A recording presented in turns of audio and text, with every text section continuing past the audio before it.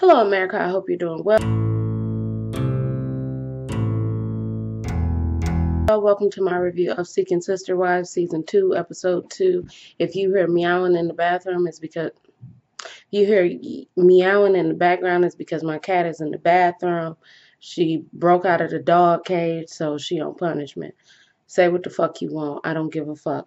Also, I know people keep telling me not to say that I look a mess, but I don't look the best, okay? And also, I have to go to my therapy, so I'm not trying to make this too long. Let's get this started. Let's start with like the easy people. I forgot all about these people, to be quite honest. I didn't know their names. I didn't remember their names. I don't know. Anyway, let's start with Sharice. Sharice? Sharice, right? It would be Sharice. Vanessa and Jeff. They are on their way to meet Jennifer. They got a lot of fucking kids. If they were on the last season, and if anybody who has watched the last season is watching this season and happens to be watching this review, can you tell me, is that like both of their children? Well, you know what I mean. Is that both of the wives' children that they have, or is that just the first wife, or why they got all them kids? Somebody let me know, please. The shadows that you see in the background are for my mic stand and other stuff. So, um, since she's a nail tech, she's not able to get days off. I can't even tell you where them people live because I didn't care to remember. But they are going all the way to Niagara Falls, New York, to meet her. They get to the hotel. Of course, they have separate rooms, and Jeff said, in order to, just keep everything how it always is, I'm going to spend this night with Sharice, and then the next night I'm going to spend with Vanessa.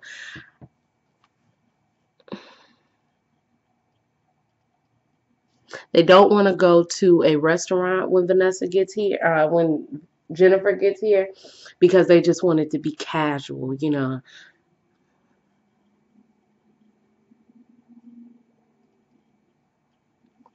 They just want it to be casual. They don't want it to be too crowded with a lot of people. They just want to have a one-on-one with them. So they hope that it'll be something good, but they're in Niagara Falls waiting for Jennifer. I don't know how long it was them waiting for Jennifer, considering that my TV kept going in and out, the audio. So I don't know, but this started to bring up memories last season when they wanted to meet that lady and she stood them up. And now they're like, so how long will we wait? When will we decide to leave and just, let go? Honestly, why do y'all need to have so many sister wives? I think that if you have two sister wives, let's say, you want to be in that shit, two is perfectly fine. Okay. You can have two children, two sister wives, children from each of them. Okay. I don't think it needs to be anything else. Why do you need 4? Why do you need 6? Why do you need 8? I don't get it. It's so weird to me, okay? Anyway, that's how they story in. Very quick, very simple. 2 minutes. 2-minute storyline, okay? Next we see, I'm going to say them we see Paige and Bernie. I call that nigga Ben. I don't know these people. I look really pasty. What the hell is going on? I don't know, but I look like a hot ass mess. Anyway, Paige and Bernie are eating with their children, and they want to tell them that they have decided to court another woman.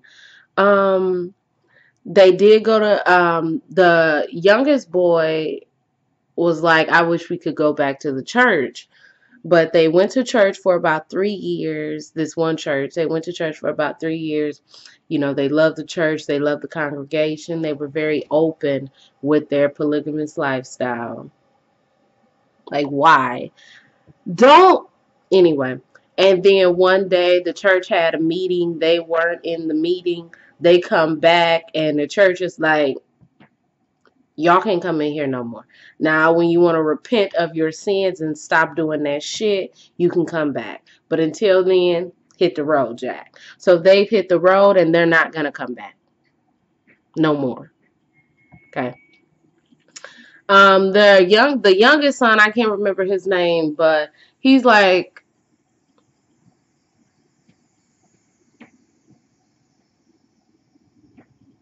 the youngest son is like, if this is what we're called to do, then let's do it. The oldest son is like, I mean, I guess if that's what you want to do. Bernie is scared that John might be holding back his feelings because he's like, sometimes John can be very reserved with his feelings. John is like, I just don't get why you want to sit up here and, I mean, I ain't got nothing to say. If what was good for the goose ain't good for the gander, but y'all the goose, so do y'all. Like, John dead ass don't give a fuck. Like, he feels indifferent toward the situation because he's 14 years old and he's like, I feel his mother's like, well, what if you tell some of your friends? How would they feel? I mean, some of them would be cool. I mean, I done told one friend and she not okay with it, but I mean, we still cool. But I ain't really trying to walk around and tell my friends, hey, my daddy got 2 wives. Like, nobody's trying to walk around and do that. Paige says something about them having a second mother, and he was like, whoa there, slow down. I wouldn't call that my second mama. I only got one mama, and that's you, okay? I was all good when you was calling her a sister wife, but don't call her a sister mom, because she ain't my damn mama. The youngest boy was like, I'm not really excited. They are just, look, this is something that y'all want to do. I understand that you want to get your kids into it, but the kids, I don't know. So Bernie and John go out and they have a little talk, along the riverbank. And John is like, I mean, so how many wives do your ass want? Bernie is like, I think 3 is a good number. And he's like, so how would that work? Bernie then proceeds to tell him, well, I sleep with one of them this night, then sleep with the other one that night, then sleep with the other one that night. And John looked at him and said, bitch, that's not what the fuck I was talking about. I was asking if, like, we're going to all be in the same house. He was like, oh, I might have gave you too much. Yes, you did give me too much information. I don't want to hear about how you going to be piping down other women. First of all, I don't want to hear about how you piping down my mama. Let alone do I want to know that you're going to be hopping in and out of bedrooms and shit. Look.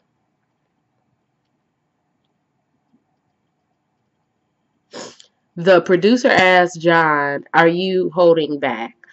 John said, no, I'm not holding back. I'm just like, whatever. I mean, like, I don't care. Like, I'm not about to have more feelings than I already do. And I don't have any feelings. So I'm not about to create manufactured feelings, okay? Do what the fuck you want. I don't really care. And Bernie says he doesn't want to see anyone uncomfortable. I don't know, okay? Because, what's her name? Paige is the one who brought this to the table. And I don't know if Bernie is 100% wanting to do this. I do think that he's going to care about his family and the well-being of his family before he goes out and get a sister wife. So if Paige is going to be jealous, he not trying to deal with that. He don't want her to be jealous. He don't want his children to be like, what the fuck you doing? He wants everyone to be happy. I don't know. I am too much of a possessive and jealous person to even think about my husband laughing with another woman. Oh, honey. If you call my nigga honey and you are not over the age of 50, I'm going to beat your ass. Simple as that. Okay? Next, we see our favorite people, Colton, Sophie, and his wife. What's the wife's name? Tammy. Now, these are my favorite people because they are weird. Okay. Ashley and Dimitri just are anyway. So Colton and Sophie and Tammy, the wives live in different towns. If this is not what you call a mistress, y'all live in different towns, 30-minute commutes. To me, that's a mistress. To me, there's nothing else that you can say other than mistress. Okay, but I don't know. Okay. Anyway, the daughter, Sadie, she's really cute. She looks like the mother. Although, it's something about the mother's eyebrows. I know my eyebrows look a mess. So I really can't talk about nobody's eyebrows, but guess what? I'm about to. It's like they're a little bit too dark or they have like a hook on them. Something about her eyebrows. But for some reason, I like Tammy more than I like Sophie, and it's only the second episode. I don't know. But their daughter, Sadie, is about to turn 3. She wants to have a birthday party in the park. It wasn't really a birthday party if you count the 3 people that she sees all the time and just playing on the playground with nobody but herself and her second mother. Come on. Colton thinks that this is a great time to introduce his sister family life to everyone, and he's there. They are going to go to a crowded park, with a lot of people, and they're going to walk out hand in hand and say, "We're married." And then the police are going to say, "Freeze, you're under arrest." And they're going to take Sophie and Colton away and put their ass in jail. And Tammy going to start a new life. Because it's illegal to be polygamist in Utah. But you're in Utah and you're trying to be open with your life.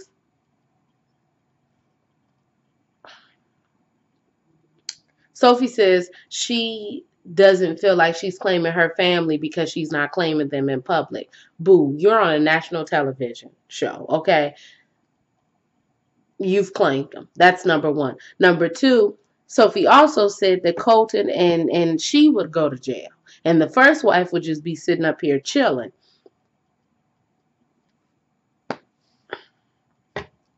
I don't get it. Is the thrill of going to jail what makes these people do this? Because I'm very confused, okay? I'm legitimately confused. Anyway, Tammy, on the other hand, is like, look, I mean, I love these motherfuckers and all, but I'm an introverted person, and I'm not really trying to have everybody looking at me talking about, there goes the dumbass woman who let her dumbass husband get another dumbass wife. I don't want to do that. But, Colton says that they need to get over this hump if they're thinking about courting another sister wife, because if Sophie is feeling like a closet wife, because you didn't get married, you two didn't get married, and if you two did get married, it's not a legal document, because if you got married in Utah don't allow that shit. So you are a closet woman. You're a kept woman. He done bought your ass a house and all that shit. You're anyway. I'd love to know what these people do, or if they have jobs, and if so, what does Colton do? Because how is he able to afford 2 women and a baby, and 2 houses, 2 light bills, 2 gas bills, two trips to the grocery store? Come on now. Come on now. Anyway, they get to the park. And, they've hyped this shit up. We about to walk in there like, fuck you niggas. This who we is. They get to the park. It's nobody at the park. Colton then says, as they're setting up their lonely ass birthday party, maybe we knew wasn't going to be nobody at the park, considering that it's a Sunday morning and most of the community is Mormon, so they're in church. Maybe we subconsciously did this. Maybe you did subconsciously do it. Because once they turn on the TV and see your ass on Seeking Sister Wives, they'll already know. You don't have to come out and say, hey, I got 2 wives. Why? Is this producer, fueled for people Hey, I just got out of prison. Hey, me and her just met 2 days ago, and now we get married. Hey, I'm a 90-day fiance woman. Hey, I got married at first sight to this nigga, and he don't even want to kiss me because I look like a who from Whoville. Like, I don't. Stop. Stop. Stop. Stop. You're already on a national televised show. I'm done. Anyway, um, they gonna try to go someplace else and be husband and wives, but this didn't work out. So they just had a nice little birthday party for their daughter, and they're gonna move on. So I'm also gonna move on. Talked about them. Wow, this is gonna be a really quick review. Maybe because I don't give a fuck. Okay, Vanessa and Vanessa's talking to Dimitri and Ashley in the kitchen. The baby took to Vanessa very well, and that made Ashley, she felt nice about that. Um, Vanessa's family is supportive, but she knows that they're talking about her behind her back. She got into sister wives so she could have a good female friend and also a good man. Because she was like, living with a man is good, but that relationship that I've had with my female friends. So I didn't know that there was a way possible to put both of those together. There isn't. There isn't. There's not. I can't. I don't. I can't. I cannot.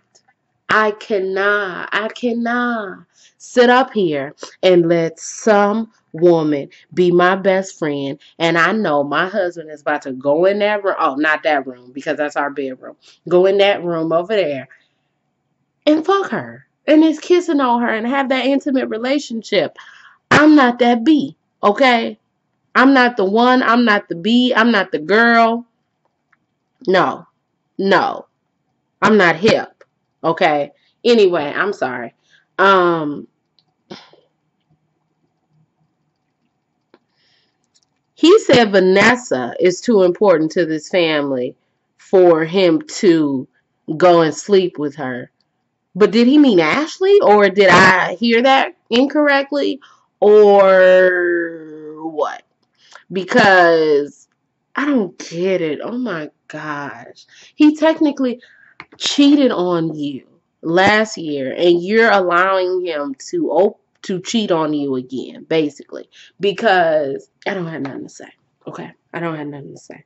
Um,